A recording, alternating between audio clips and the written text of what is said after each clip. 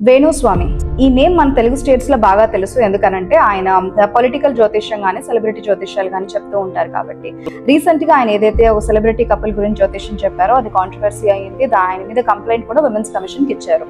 ఇక్కడ ఏంటంటే సెలబ్రిటీస్ కి అసలు ఏమైనా రైట్స్ ఉంటాయా అంటే, సెలబ్రిటీస్ కి right to privacy and right to publicity అన్న రెండు రైట్స్ ఉంటాయి. రైట్ టు ప్రైవసీ అంటే వాళ్ళ లైఫ్ లో, వాళ్ళ పర్సనల్ లైఫ్ లో ఏదైతే జరుగుతున్నాయో అవి వాళ్ళ కన్సెంట్ లేకుండా, వాళ్ళు పబ్లిష్ చేయమన్నా కన్సెంట్ లేకుండా ఎవరు పబ్లిష్ చేయడానికి అవకాశం లేదు.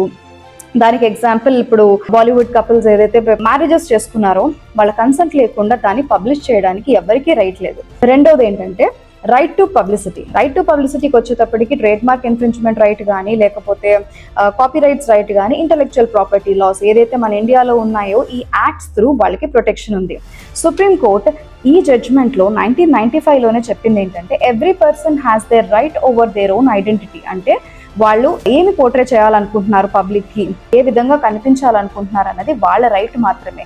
వాళ్ళు ఏ ప్రోడక్ట్ త్రూ కనిపించాలనుకుంటున్నారు, ఏ ఛానల్ త్రూ కనిపించాలనుకుంటున్నారు, ఏ మోడ్ లో కనిపించాలనుకుంటున్నారు అన్నది కంప్లీట్ గా ఆ పర్సన్ రైట్ తప్ప వేరే ఎవ్వరూ దాన్ని ఏ రకంగా పబ్లిష్ చేయడానికి ఆస్కారం లేదు, అవకాశం లేదు. అలా చేస్తే గనక అది చట్టరీత్యా నేరము. దానికి కాంపెన్సేషన్ కూడా వాళ్ళకి పే చేయాల్సి ఉంటుంది. ఇదే కేసు సూపర్ స్టార్ రజనీకాంత్ గారు కూడా ఆయన పేరుని ఒక మూవీ టైటిల్ కింద యూజ్ చేస్తున్నారని చెప్పి మెడ్రాస్ హైకోర్టు ఈ కేసులో ఇచ్చిన ఆర్డర్ ఏంటి అంటే, ఆయన కన్సెంట్ లేకుండా ఆ మూవీ టైటిల్లో ఆయన నేమ్ యూజ్ చేయడానికి వీల్లేదు అనేసి. అదే కాదు, అనిల్ కపూర్ గారు కానీ, లేకపోతే అమితాబ్ బచ్చన్ గారు కానీ వాళ్ళ కన్సెంట్ లేకుండా వాళ్ళ నేమ్ కానీ, వాళ్ళ వాయిస్ కానీ, వాళ్ళ పర్సనాలిటీ ట్రైట్ కానీ, పర్సనాలిటీ ట్రైట్స్ అంటే ఒక్కొక్క యాక్టర్ కి ఒక్కొక్క స్పెసిఫిక్ పర్సనాలిటీస్ ఉంటాయి, లేకపోతే స్పెసిఫిక్ యాక్షన్స్ ఉంటాయి. అవి వాళ్ళు తప్ప వేరే ఇంకెవరు వాళ్ళ కన్సెంట్ లేకుండా యూజ్ చేయకూడదు. అట్లాంటివన్నీ కూడా సెలబ్రిటీస్ కున్న రైట్స్.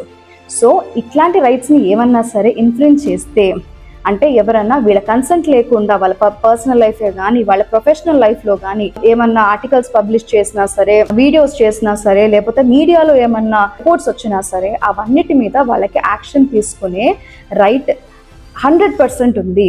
అది యాక్షన్ తీసుకునే రైటే కాకుండా అది కనుక డిఫమేటరీగా ఉంది అంటే, వాళ్ళ ఫ్యామిలీని డిస్టర్బ్ చేసే రకంగా ఉంది, వాళ్ళ పర్సనల్ లైఫ్ని కానీ, పర్సనల్ క్యారెక్టర్ని కానీ డిస్టర్బ్ చేసే రకంగా ఉంది అంటే డిఫమేషన్ కూడా వేసే రైట్ వాళ్ళకి 100% ఉంది.